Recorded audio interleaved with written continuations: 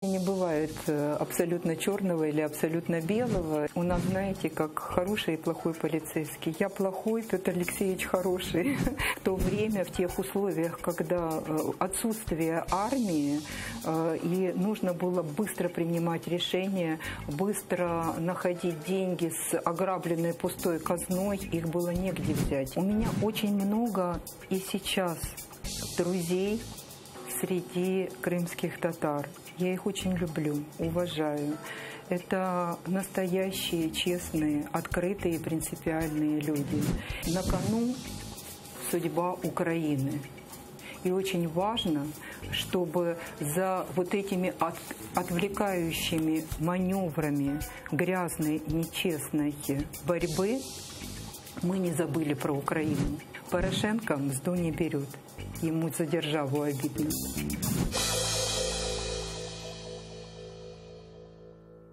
Добрый день! На телеканале АТР программа «Персона» с Гульнарой Погутовой. И сегодня мы будем беседовать с первой леди страны Мариной Порошенко. Добрый день, Марина.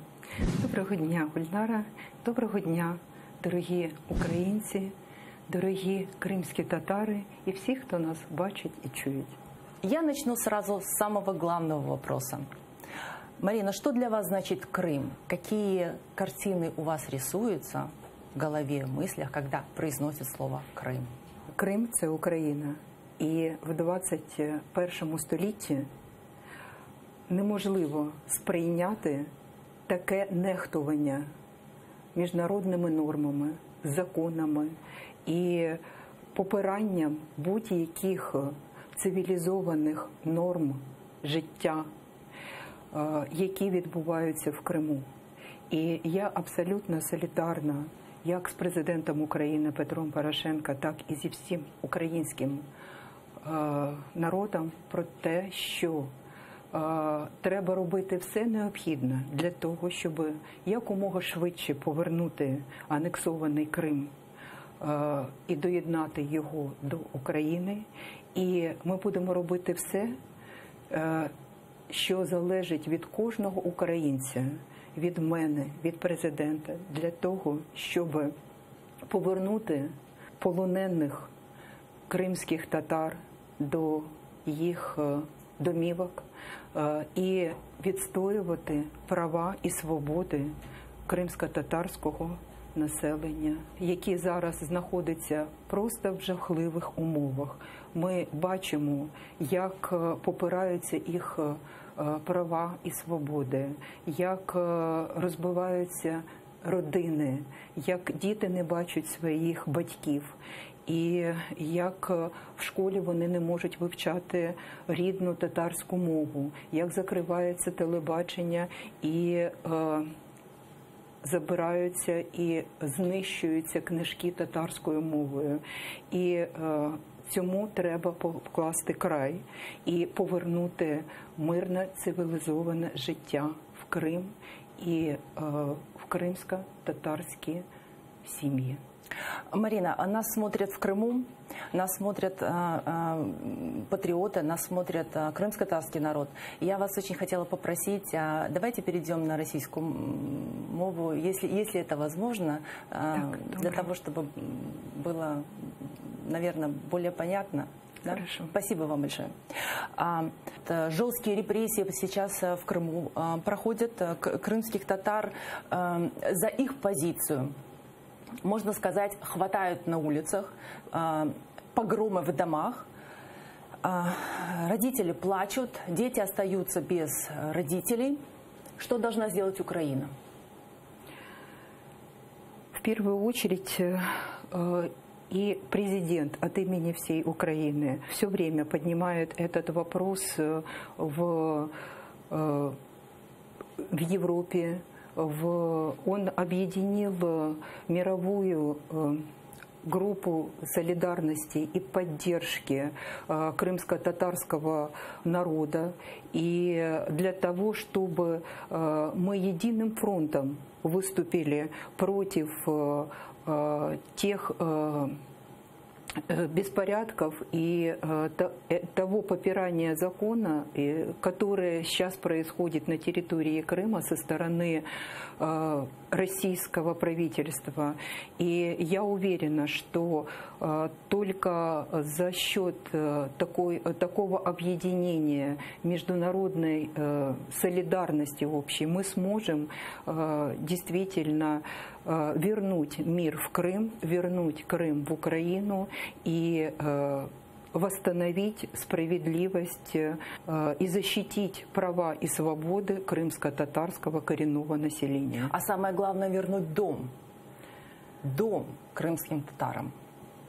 Конечно, они и так много натерпелись за свою многолетнюю историю, которая исчисляется уже десятками и сотнями лет, когда они претерпевали гонения, высылку, и мы знаем все прекрасно историю крымско-татарского народа и преклоняемся перед их любовью к родной земле и к желаниям действительно вернуться и создать свой родной дом. Это очень важно — защитить свой родной дом, защитить своих родных, близких, свою семью. И мы должны сделать это вместе. Петр Алексеевич считает, что автономная республика Крым должна стать крымско-татарской национальной территориальной автономией в составе Украины. То, что ждут, и то, что хотят крымские татары. А как вы считаете? Я поддерживаю своего мужа во всех вопросах, и, конечно же, это изменение Конституции, это ряд политических и государственных шагов, которые нужно предпринять для того, чтобы это стало реальностью. И я думаю, что это больше вопрос к политической элите.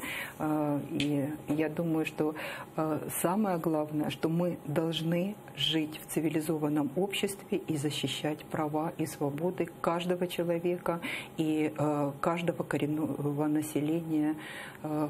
Потому что это действительно, как вы правильно подчеркнули, это семьи, это судьбы человеческие. И это нету ничего важнее этого. А в жизни с Петром Алексеевичем для вас какие самые сложные периоды были лично для вас? Ну, наверное, с учетом сегодняшнего дня. Ну, я могу сказать, охарактеризовать Петра Алексеевича как цельную, сильную, целеустремленную натуру, который никогда не шел по течению, никогда не поддавался сиюминутным соблазнам или легкости решения. Он ставил перед собой высокие цели и достигал их. И я ему благодарна за то, что я вот уже больше чем 35 лет рядом, и следуя именно таким принципам жизненным, могу сказать, что им лично, нашей семьей и мною достигнуто очень много важных результатов. Как в семье я очень горжусь нашей семьей, детьми, воспитанием их, так и теми проектами, которые были сделаны на государственном уровне. И хочу сказать, что очень важно сейчас не останавливаться на достигнутом, потому что это, знаете, как ремонт в квартире. Я думаю, что каждый из слушающих нас знает, что такое евроремонт. И для того, чтобы его сделать, надо сначала все вынести ненужное из дома, сорвать старые обои со стен. И это немножко некомфортно для жизни. Но мы знаем, что в конце мы сделаем так, чтобы это было действительно уже современно, удобно и послужило каждой семье такой ремонт на много-много лет вперед. И именно сейчас у нас происходит в стране такой период, когда мы должны все консолидироваться, объединить свои усилия, двигаться вперед, не останавливаться. И тогда мы получим очень хороший результат. которым мы будем все вместе очень гордиться. А все-таки вы говорите, Марина, сейчас о том, что для вас сложный период. Сейчас.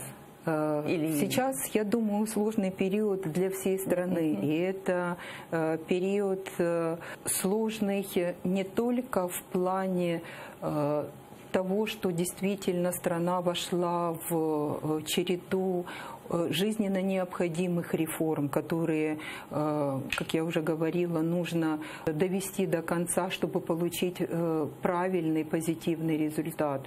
Но это еще и важно для каждого человека поменять свое отношение. Но это же из семьи идет. Это все взращивается в семье.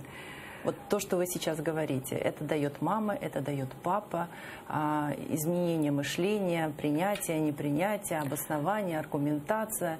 Это сложный длительный процесс. На вашей семье эти отражаются, эти сложности?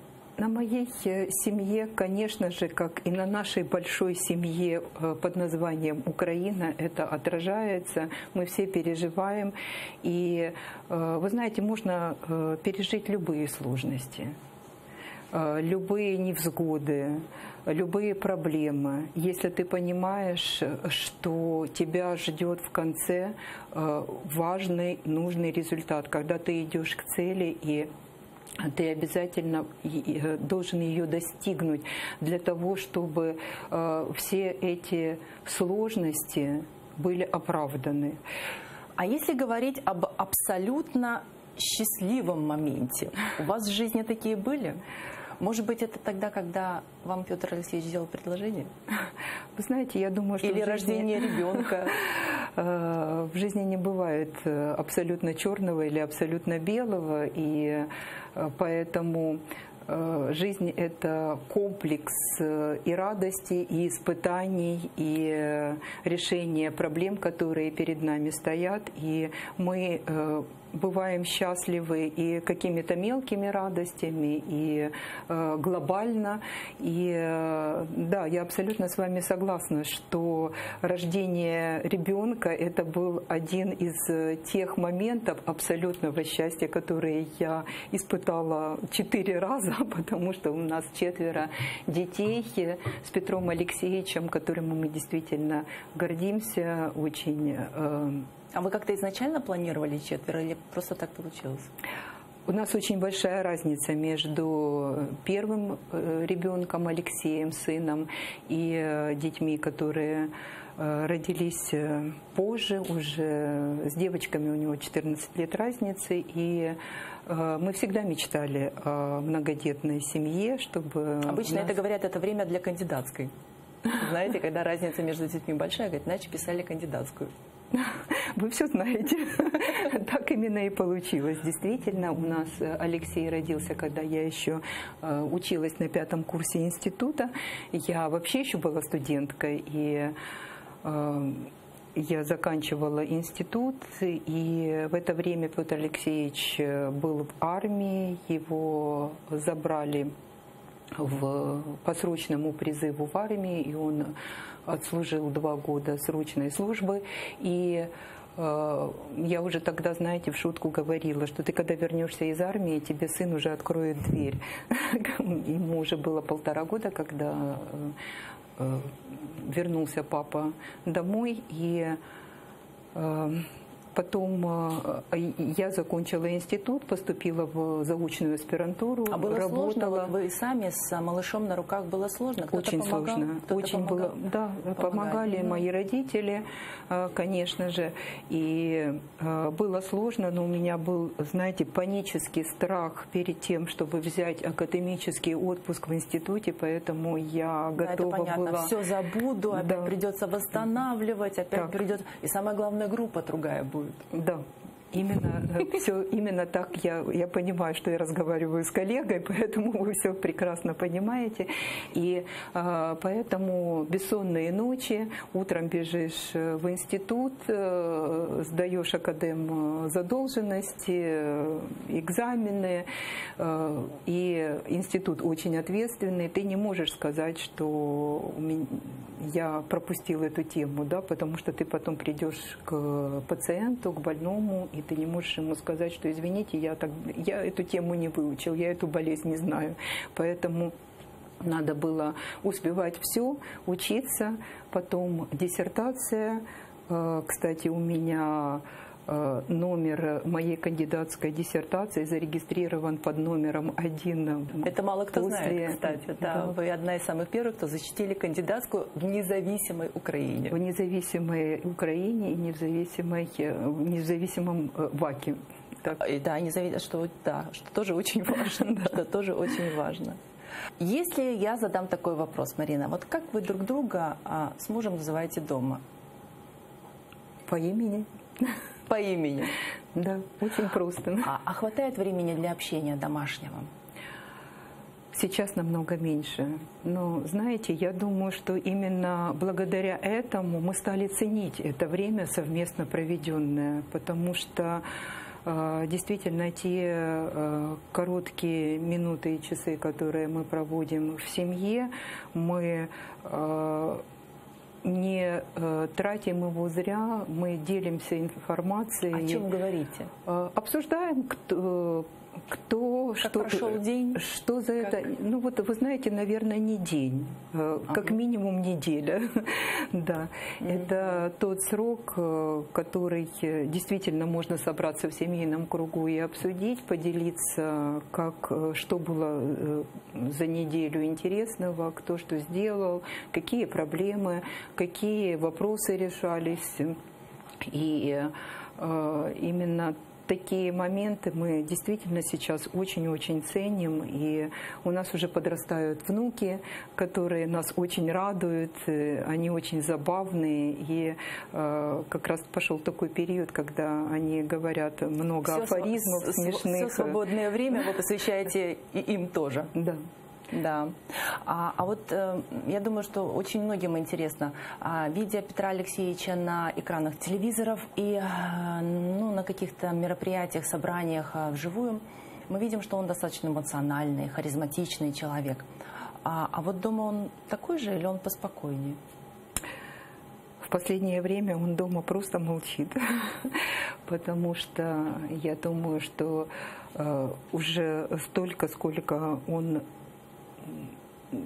общается сейчас с народом Украины, настолько, сколько он пытается донести важность момента и ответственность выбора, который стоит перед людьми, он выкладывается полностью, и я пытаюсь, знаете, его беречь в эти моменты, чтобы он мог восстановиться, немножечко побыть со своими мыслями наедине и, конечно же, поддержать его. А вот, как правило, хочется отвлечься от какой-то основной сложной проблемы, или, которая затягивается, и, возможно, решение будет чуть позже. А люди отвлекаются на какой-то, благородный труд. То, что делается руками, кто-то ходит в зал, кто-то с детьми занимается и так далее. И у нас у всех, у меня тоже, наверное, у вас тоже, Марина, дома есть любимая работа домашняя и нелюбимая. Скажем так, ту, которую вы хотели бы кому-то делегировать. Да? С какой начнем? Да, и та, и другая. И та, и другая, да. Я думаю, что как у любой хозяйки, у любой женщины, это хозяйственные вопросы по дому, решение бытовых вопросов. И мне хочется, конечно же, как и любой женщине, их побыстрее решить. Потому что они никуда не деваются, и это надо делать. После этого я с огромным удовольствием бегу в сад. Я очень увлекаюсь работой в саду, ландшафтной планировкой, и это действительно те моменты отдыха, когда я общаюсь с природой. У Петра Алексеевича... Да, это был мой вопрос. А он вам помогает? Потому что мы знаем историю, что когда вы когда-то работали врачом в Октябрьской больнице, сейчас это Александровская, он вам помогал на дежурствах. Так, да, это было. Я ему очень благодарна за то, что он меня поддерживал уже с первых шагов нашей самостоятельной супружеской жизни. И так продолжается и по сегодняшний день. Но в саду, к сожалению, он меня не поддерживает по двум причинам. Потому что он говорит, что ну, это ты выросла в городе, и для тебя это хобби и экзотика. А я вырос в селе, и меня родители заставляли работать в огороде и в саду, и поэтому у меня выработался стойкий иммунитет с детства. С одной стороны, а с другой, конечно же, у него просто, во-первых, нету на это время, но, вы знаете, у нас в последнее время поселились дикие утки на территории. Они сами прилетели? Сами, да. Мы их подкармливаем. Вернее, их подкармливает Петр Алексеевич. Я это не приветствую, потому что они портят мои зеленые насаждения и клумбы. Но я это терплю ради Петра Алексеевича, потому что я понимаю, что вот эти вот минуты общения с природой для него очень важны, чтобы переключиться. Вы, Марина и Петр Алексеевич, вы строгие родители? Наши дети говорят, что да, я строгая мама, и у нас, знаете, как хороший и плохой полицейский. Я плохой, Петр Алексеевич хороший, поэтому я больше занималась тем, их воспитанием, чтобы заставлять их учиться, организовывать их график учебы. Петр Алексеевич у нас воспитывал своим больше примером, и как результат на сегодняшний день это благодарность от детей, когда они говорят, что спасибо. И это, наверное, я думаю, что, знаете, и элемент уже взросления, что они перестали уже быть детьми. Они стали взрослыми, они уже могут оценить и посмотреть со стороны на все их детство. И они сегодня благодарны, что они именно обладают и теми необходимыми знаниями и умениями, которые они смогли получить в детстве, когда они учились, занимались, но все равно хочется росли. Как-то побаловать время от времени. Вот как вы балуете своих детей? У меня всегда был принцип, что время для безделия дети найдут сами себе. Я им для этого не нужна. Но у нас есть традиция с детьми. Мы обязательно ходим в кинотеатр на новинки, которые выпускают, стараемся быть в курсе новых кинофильмов, которые выходят, как и зарубежные кинофильмы, так и украинские, которые я очень рада, что за последние несколько лет действительно мы уже можем увидеть и почувствовать, что на украинском рынке кинематографии появились хорошие, качественные, патриотические киноленты украинского производства.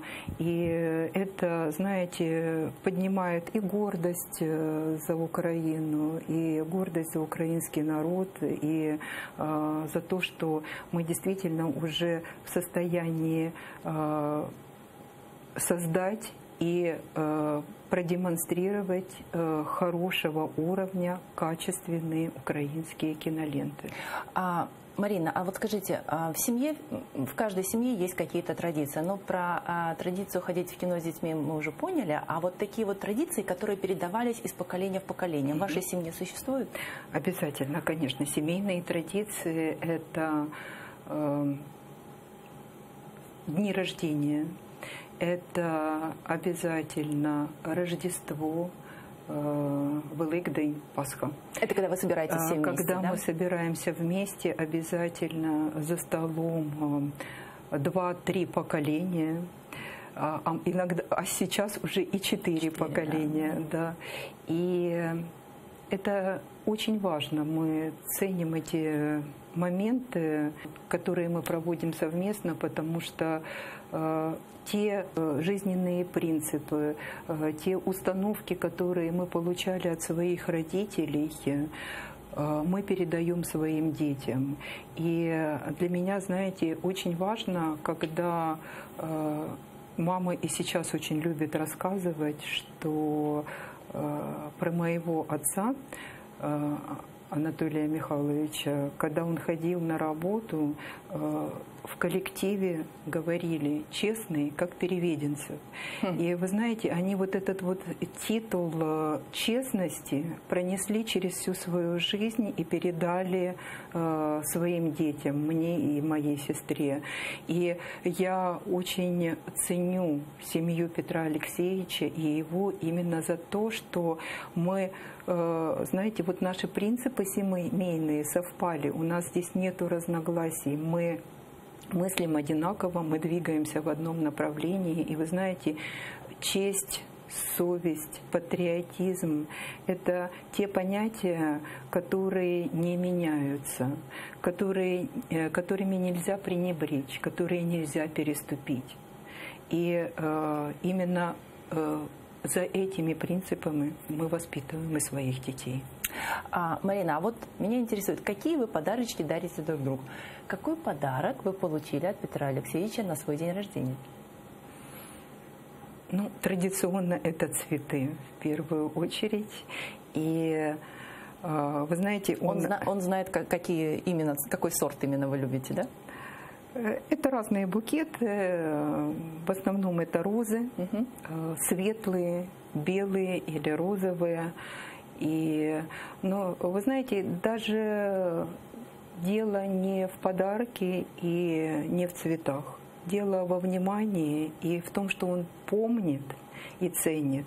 То есть я уже говорила, что мы вот уже 36 лет вместе, и не было еще ни одного раза, чтобы он забыл про мой день рождения или про день нашей свадьбы.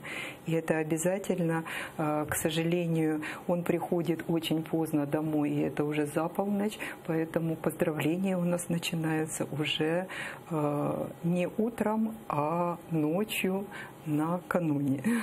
Вы воспитывая детей, наверняка делаете им какие-то замечания. В профилактических целях, воспитательных целях. А они вам замечания делают? Да, вы знаете, иногда... Вы к ним прислушиваетесь, исправляетесь? Дети вообще, они У вас домашние реформы происходят или нет? Да, конечно же, и для меня очень важно, чтобы мы с детьми в первую очередь оставались друзьями, особенно сейчас, когда они уже повзрослели, и иногда, знаете, принудительный метод уже не работает, и тут нужно уже убеждать, логически рассуждать и иметь доверие и авторитет у детей. Это вы сейчас рассказываете о себе, а вот они вам замечания делают? Делают замечания, и это касается даже и моих выступлений, эфиров. Замечательно, замечательно, потому что молодежь плохого не скажет. Ну, чудесно. Я у них, кстати, после просмотра вашего эфира спрошу, какое у них впечатление сложилось. Прекрасно. Вы знаете, что есть целые семьи политические, Буши, в Америке есть целые политические семьи, и даже, не сказать непреемственность, а известные факты, когда был президентом Буш-старший, потом стал Буш-младший, целые династии растут. Там, за границей, за океаном. А вот вы видите своих детей в большой политике? Вы видите их, может быть, в будущем и на посту президента в том числе? Самое главное, чтобы это был их выбор, чтобы он был осознанный, и чтобы они были готовы к этому профессионально. А это очень ответственный шаг в жизни, который не можно просто так решить, вот хочу и все. А почему бы и не попробовать? А хуже не будет. как сейчас очень популярно говорить, а будет, к сожалению, будет.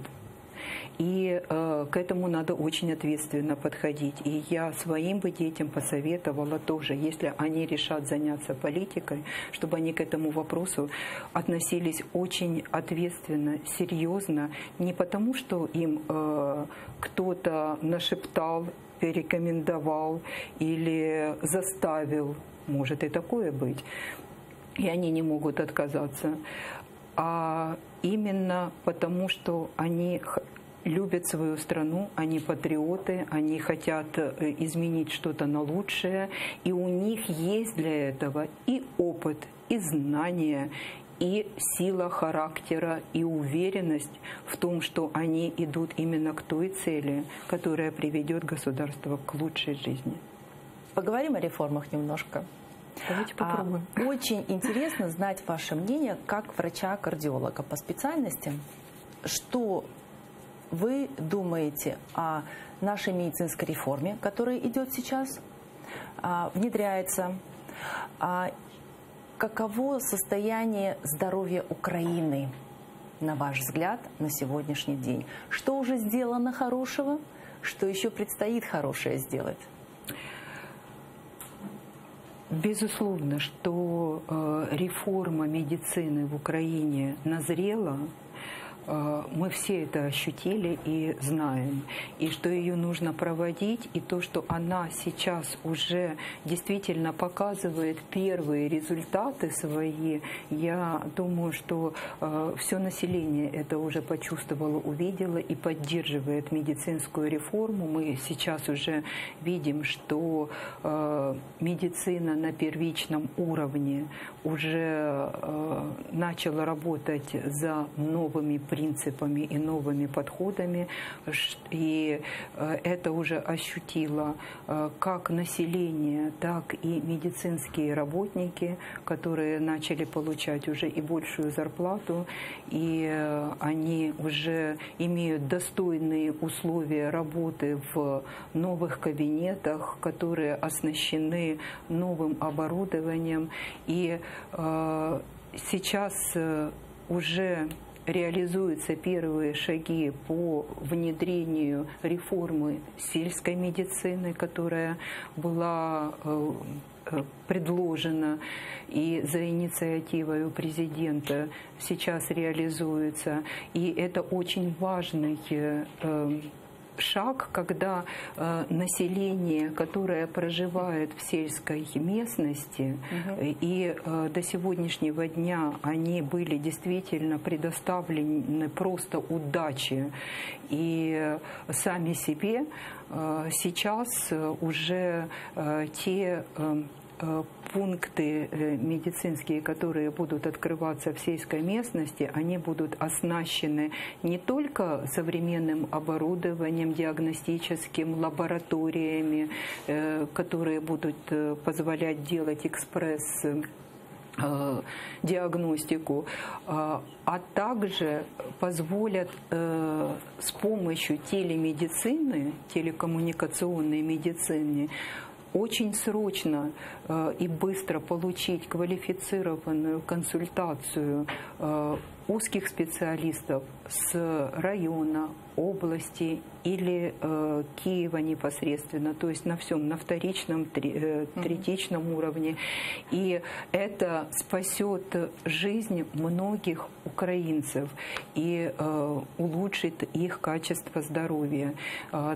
Также сейчас реализуется программа «Бескоштовные лики», бесплатные лекарства, которые также за определенным перечнем нозологии люди, население может получить жизненно необходимые лекарства, которые улучшат их здоровье и спасут их жизнь. Я думаю, что и этот список, я очень много общаюсь с людьми и в регионах, и просят, что надо расширить этот список.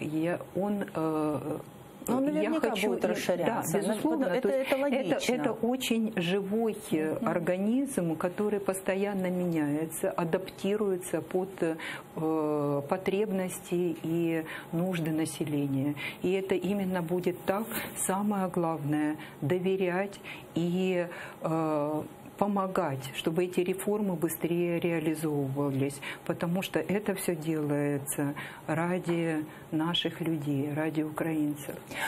Спасибо, Марина. А другая реформа, реформа образования.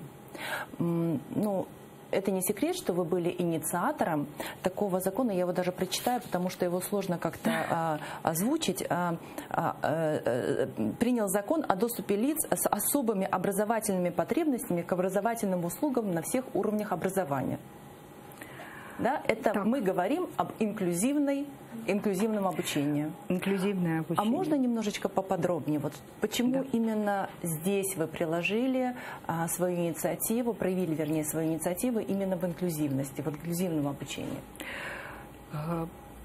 Потому что инклюзивное образование – это один из тех шагов, которые мы должны сделать, если в сторону европейского сотрудничества, союза, для того, чтобы чувствовать себя действительно полноценной частью цивилизованного общества.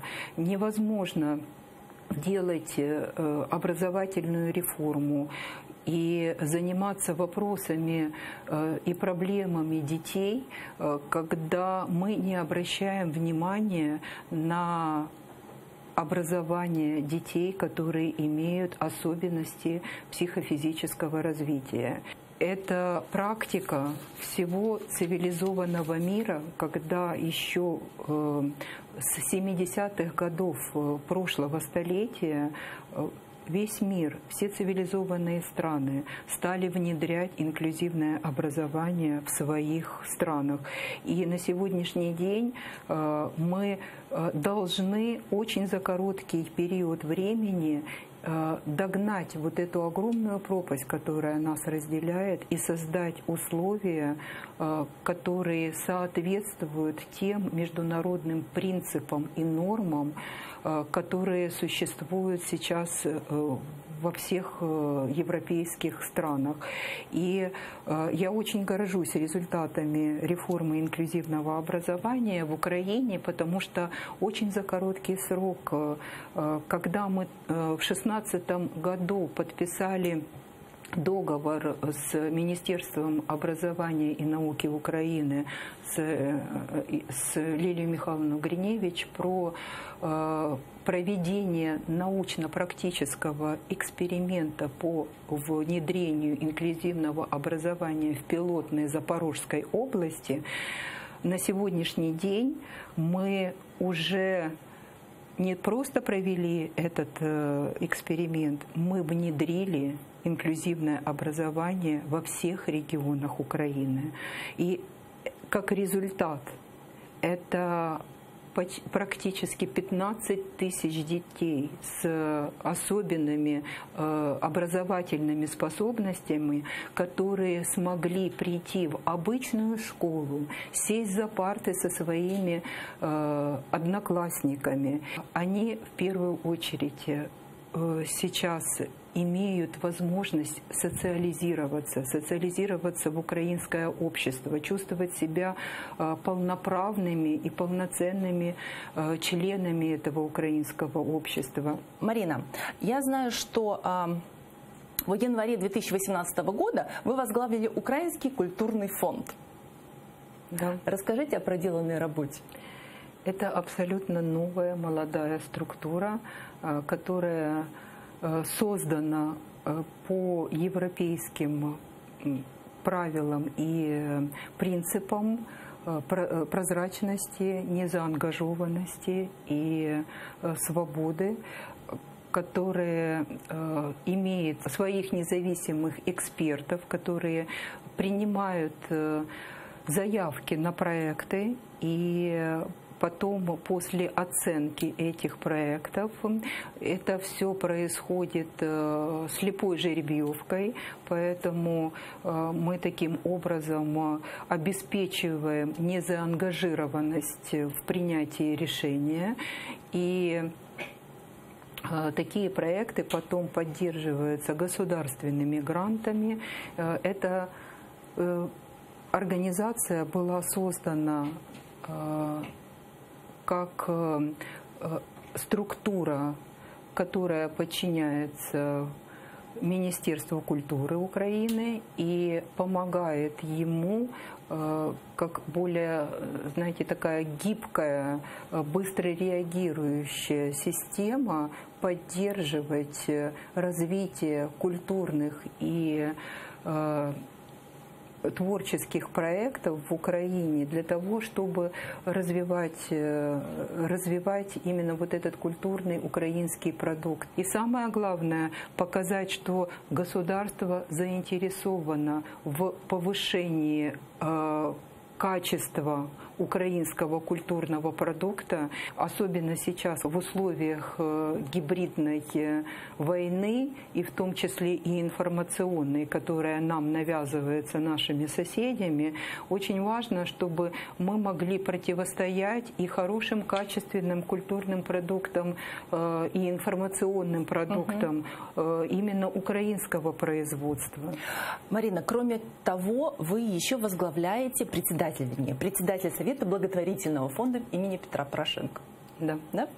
А вот скажите, это правда, что этот фонд пожертвовал 1 200 000 000 гривен, из которых, на секундочку, 550 миллионов пошло на армию, в том числе, мало кто знает об этом, в том числе для восстановления системы противовоздушной обороны Киева. Это правда? Да, это правда.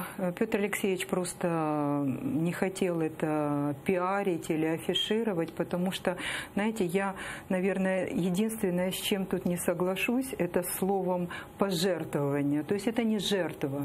Это просто, знаете, як громадянський обов'язок. Да? Тобто это, он не мог поступить иначе в то время, в тех условиях, когда отсутствие армии, и нужно было быстро принимать решения, быстро находить деньги с ограбленной пустой казной, их было негде взять. Вам не обидно, что много вот хорошего, что сделал Петр Алексеевич, украинцы предпочитают не замечать или воспринимают их как-то как должное? Как вот на это реагировать? Во-первых, я уверена, что правда восторжествует. И